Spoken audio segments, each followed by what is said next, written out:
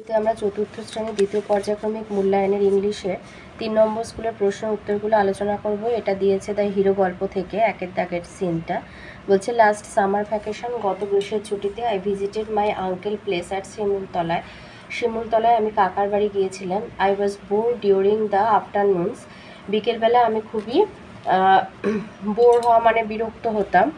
Every afternoon, প্রতি বিকেলে my friends played football আর ক্রিকেট, আমার বন্ধুরা ফুটবল অথবা ক্রিকেট খেলতো।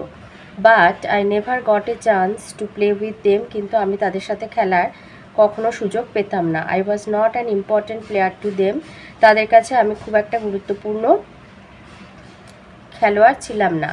So I felt myself to be as insignificant as an ant, তাই আমাকে নিজেকে খুবই পিঁপড়ের মতো খুবই তুচ্ছ বলে মনে হতো। ওয়ান ডে মিরাকেল হ্যাপেন্ড, কিন্তু একদিন একটি আশ্চর্য ঘটনা ঘটেছিল। এতে দিয়েছে tick the most appropriate answer from the alternatives.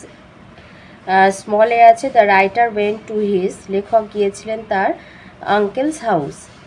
B during the afternoons, writer was, বিকেলবেলা করে লেখক কী হতেন, bored. C the writer's friend played, লেখকের বন্ধুরা খেলতেন ফুটবল আর cricket. D the writer felt that he was very, লেখক অনুভব করতেন তিনি ছিলেন খুবই আনইম্পর্টেন্ট, অপ্রয়োজনীয় বা গুরুত্বপূর্ণ নন। বিতে দিয়েছে write T for true and F for false statement. এতে দিয়েছে লাস্ট উইন্টার ভ্যাকেশন, গত শীতের ছুটিতে I visited my uncle place আর শিমুলতলায় আঙ্কেলের বাড়ি গিয়েছিলাম, এটা ফলস হবে। উইন্টার বলেছে, সামার হবে।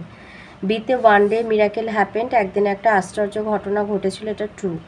নাম্বার 2তে আছে আন্ডারলাইন দ্য অ্যাডজেক্টিভ, বিশেষণের তলায় দাগ দিতে বলেছে। এতে আছে today we enjoyed A tasty lunch, আমরা আজকে দুপুরে একটা সুস্বাদু খাবার খেয়েছি।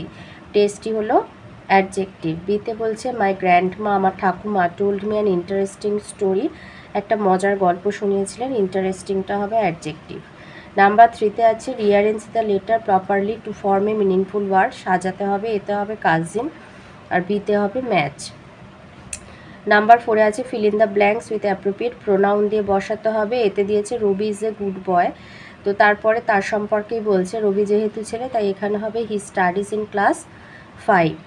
বিতে আছে পিপল আর হ্যাপি, লোকেরা খুবই খুশি, যেহেতু লোকেরা আছে তাই দে হবে, দে আর শাউটিং ইন জয়, তারা আনন্দে চিৎকার করছে।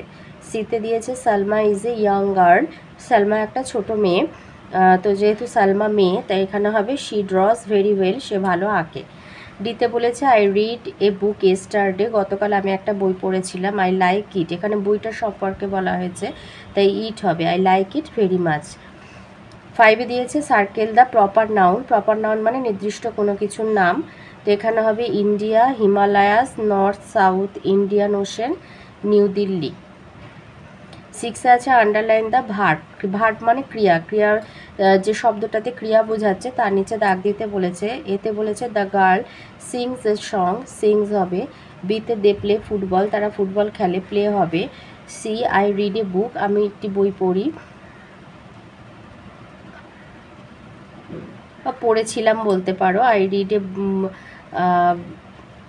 এটা রিড হবে। ডিতে দে গো টু স্কুল, গো হবে।